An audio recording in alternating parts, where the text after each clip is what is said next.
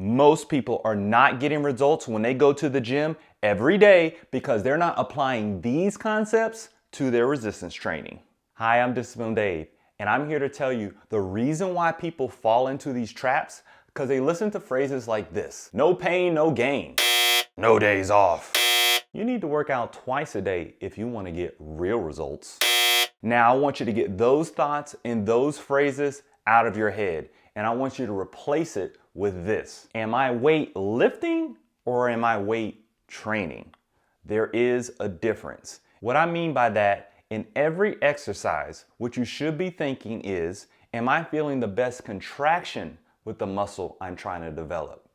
This is the key to making sure you get results. All those old mindset ideas that we went over previously, get those out the window. I want you to always be thinking, no matter which type of resistance training you're doing, whether you're doing weights, whether you're doing resistance bands, calisthenics, am I contracting the muscle I want to develop? So think, what muscle am I trying to develop and how do I get the most contraction with that? That is the key to making sure that we can develop them. There's a lot of people out there just moving heavy weight from point A to point B, but are they contracting the muscles when they're doing that? When they're doing a bench press, are they feeling it in their chest? When they're doing a bicep curl, are they feeling it in their biceps? Because if that's not happening, you're not doing what you need to do. What you're doing is you're exerting a lot of energy, but you're not tearing muscle fibers that you need to grow. Next, what you should be thinking is, am I giving max effort?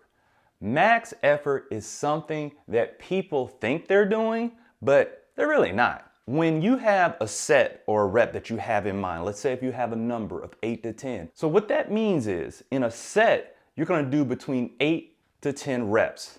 It doesn't mean that you're just gonna get the 10 and you're gonna save yourself for the next set. No, you should be giving your max effort in good form from 8 to 10. You should start to struggle at 8 and you can't do 10. This is what max effort is. If you're not doing this, you will not get results. Now, the next way that we can work out smarter is that when we are doing our cardio, what you want to do is you want to go after calories burned, then minutes. A lot of people ask, how many minutes were you on the treadmill? What you should be saying is, how many calories did you burn on the treadmill?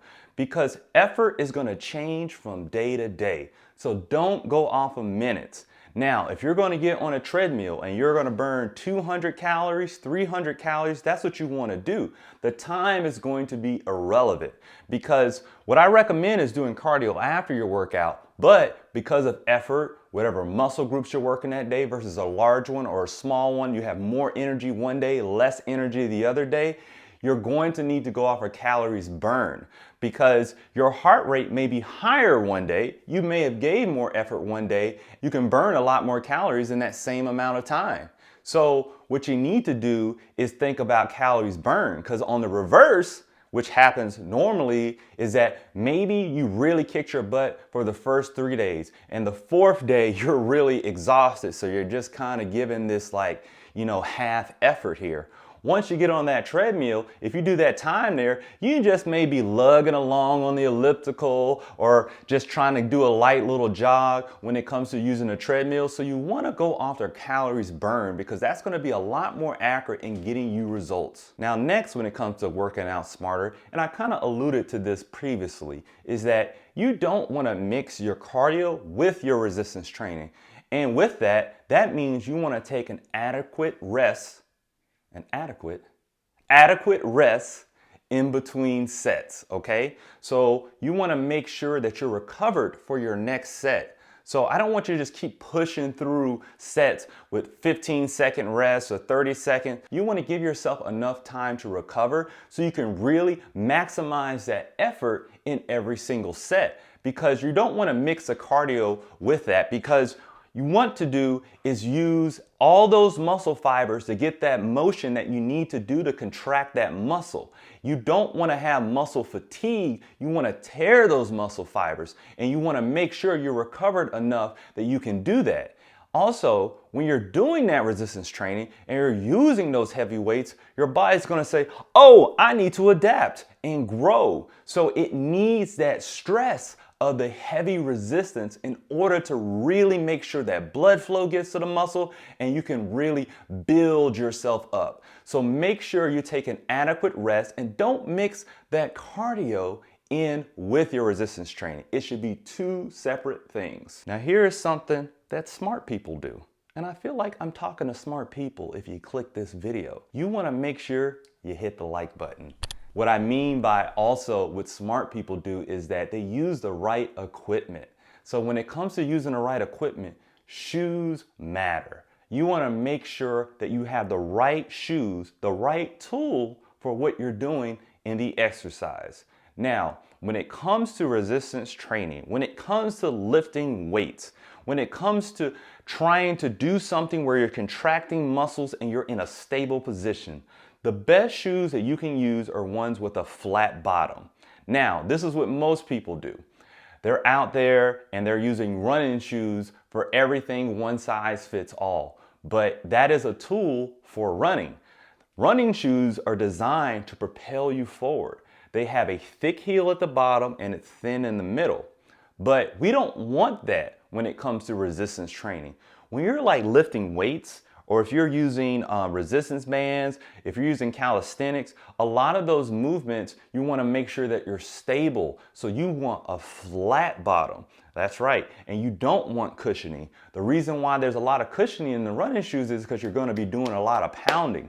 But when it comes to resistance training, you're gonna be stable in most positions. And you want that stability to help you create that foundation. For example, if you use a running shoe on a bicep curl, what's happening is you're leaning forward because the heel is forward. You may be unaware that you're doing that. So you're fighting against your toes to keep yourself upright. And this puts you in bad position to get a good contraction. Same thing when it comes to squats. You don't want to be leaning on your toes, and that's what running shoes are going to do. They're going to give you that slight tilt forward.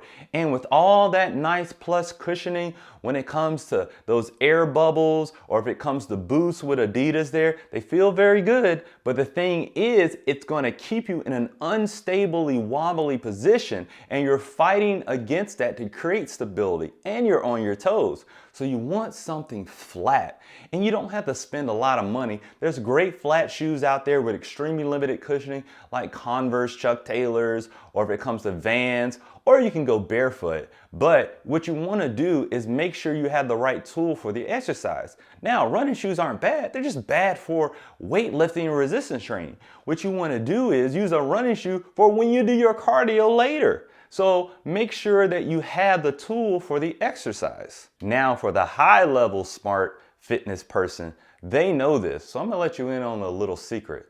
All muscles matter. Yes, they all do. So those little muscles that you ignore, the ones that you say, well, I'm just trying to get toned. I'm not trying to do all this here. No, you need those too, because those little muscles are gonna help you with the bigger muscles, and a lot of people ignore them.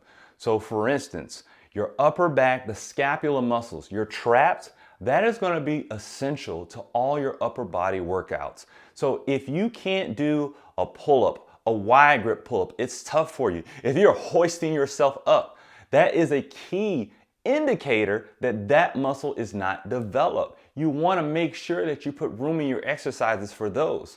Here's another small muscle group that a lot of people ignore, is your forearms. If you're doing a bicep curl, what you're gonna notice a lot of time is there is a lot of contraction in the forearm.